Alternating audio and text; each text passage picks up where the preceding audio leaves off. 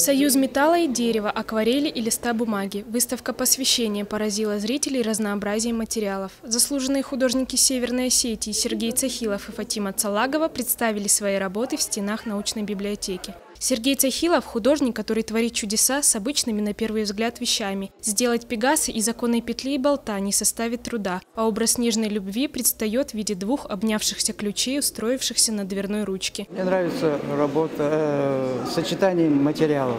Камень, металл, дерево, металл. Сочетание вот всяких.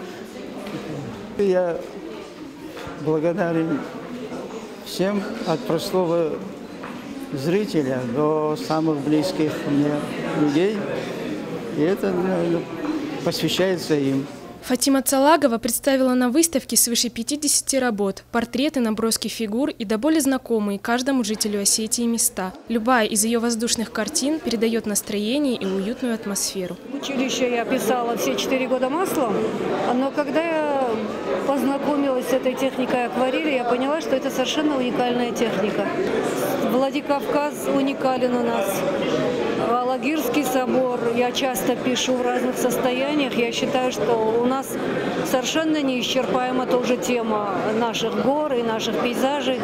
И портрет в моем творчестве тоже присутствует, имеет место быть. Равнодушных после просмотра посвящения не осталось. То и дело, с разных сторон раздавались восторженные отзывы гостей. Выставка будет работать еще месяц. Посетить ее абсолютно бесплатно сможет любой желающий. Александра Ларионова, Заур Цеов, Осетия ТВ.